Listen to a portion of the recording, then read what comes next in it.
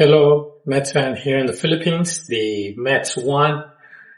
Still not good. We only won one out of the three games in Cincinnati.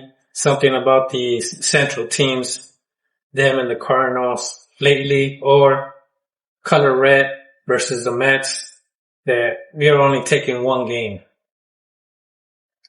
Couple things that I saw on this game is that I feel that Vientos is heating up. We already know Bo Bichette is heating, it's already there. At the same time, I've been hearing rumors that he might opt out, $5 million bonus, so and so. He might. If he keeps on hitting the way he's hitting right now, he's gonna get money. I don't blame him. But the Mets were winning, and I thought that the game was gonna turn around when Vientos, there was a pass ball they considered a hit at that time. Then Soto in left field, he tried to get the ball, it passed by him, and then there was a hit by pitch. There was a run scored at that inning. Later on, they overturned the Vientos play to an error. That gave the line for Nolan McLean 7 innings, 1 run, 0 earned, meaning that his ERA is basically like a shutout game for him for 7 innings. I thought that the game was turning around until A.J. Ewing caught that ball in center field. If he didn't catch that ball with the full bases loaded, the game would have been turned around. I feel that the Mets' morale would have went down and we would have been struggling. Also, another play, which I kind of agree with the third base coach, but if it benefits us, I cannot go against it, is that Francisco Alvarez, he was running through the bases. The third base coach told him to stop. He kept on running, but he scored. Things like that don't hurt you if you're successful. And seeing the way Alvarez runs to first, I would have stopped him too. He's looking at his hustle. You could tell that his hustle is not 100% when he runs to first. Maybe that's why he gets double played, whatever the case might be on one of them. If he would have hustled, I felt that he would have been safe on one of these 3 games. It's like when Soto, he hit it to second. I remember this game. I think it was the prior series or 2 prior series ago. And if he would have hustled because the second baseman bobbled it, he would have made it safe. I believe it was against the Braves. Don't quote me on that. But hustling kills us. One thing that I saw about the Reds that I like is that they on the first 2 games, they were playing small ball because the rumor is that they don't score a lot. And the reason I say rumor is because I don't watch them. I only watch the Mets. And playing this small ball, the Mets should do this as well, because this will help them try to, at least advanced players, try to score.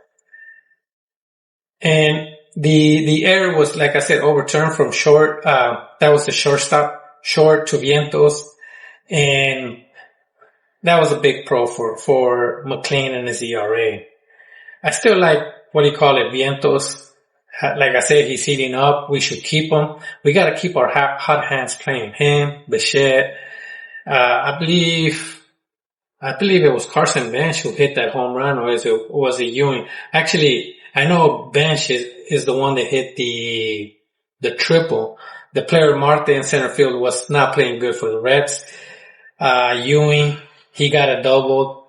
It could have been caught, I assume. And then Marte, Bench also, another one that on center field that got the triple. Who got it was not a home run. I thought it was a home run. I'm talking about the bench one, the bench play that almost went as a home run, because you thought he was going to be a home run because he kept on running and then he stopped. And at that point I said, okay, it's a home run. You cannot see where the ball is going on the camera of the TV. But besides those things, once again, key things is Ewing. I like the walk that he did. It's a 2-3 count. He took another walk. Excellent. He's from Ohio. That's where the Reds are playing. Cincinnati in Ohio. He got that double. Lindor and Mauricio are going to be on rehab. That's going to be a plus sign. I could already see the lineup stretching with Lindor. Mauricio might be going to the minors, but you're stretching that lineup. And I'm still optimistic even though we lost 2 games. But we just got to hope we beat the Phillies. At least 2 out of 3. Just like we did the Braves. But at the same time, just like with the Braves, the prior series versus the Cardinals, we only won 1. Now it's the Reds. We have Sean Manaea versus Aaron Nola. Other things is, like I said, Bo Bichette is heating up. Last 20 games, 444 average. And in the last 13 games, he went from a 213 average to a 254 average. That's a big plus. The other 2 games that I wanted to cover, I made a video, but I didn't post it, so it really doesn't exist then, is on the game 2, the Mets were batting 229 for the season as a team. I think that's the second worst. Kodai Senga, yes, he allowed the 4 runs in the first inning, but only 2 hits. That's kind of important right there because even though he lost and we allowed 4 runs on back-to-back nights on the first inning, something that I hate is that he settled down and he kept on pitching. Other notes is those damn bases loaded that we are leaving behind. I believe it was like 20 left on base on back-to-back games. I believe this one it was last time I actually looked was around 13, but let me double check.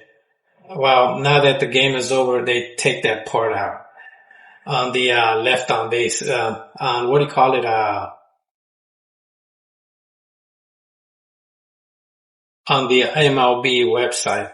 But I'm trying to search for the game, trying to see if I could see it on the actual box score.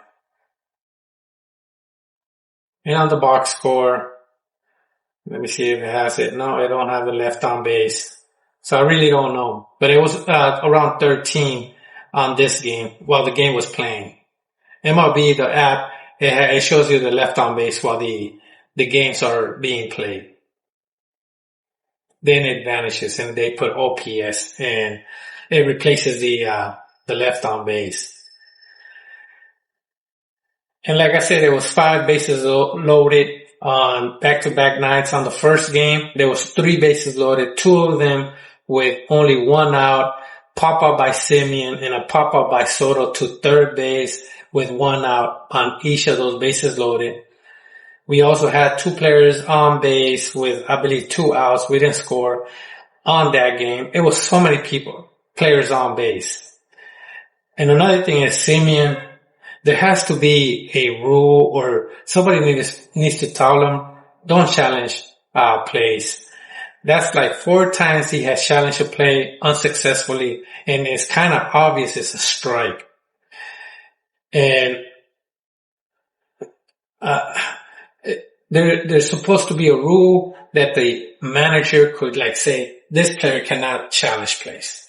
I know Semien may not like it, but I think he's one of the worst players to challenge plays. Just by looking at those 4 unsuccessful challenges, I could tell that his ratio of percentage is not that great on challenging.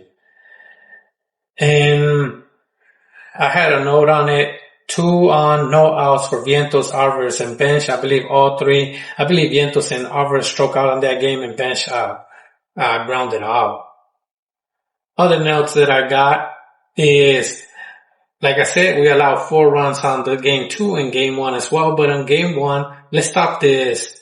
Put someone at the beginning before a starter. Just put the starter in. It's not working no more. It was kind of working, but it's not no more. In addition, we were already getting nailed. Why are we putting David Peterson in? We could have saved them and we could have used them in another game. Granted, he allowed 3 runs, but still, why are we putting them in there when I think it was like 9-run lead? Doesn't make sense. And that's all I got for the Mets on this series. That's just my points. And like I said, Lindor and Mauricio. Lindor will be coming up, stretches the lineup. I think we should keep Bichette and bench as our 1-2, as in bench number 1. 2 is, Bichette. 3, Soto. And then we could put Lindor at number 4.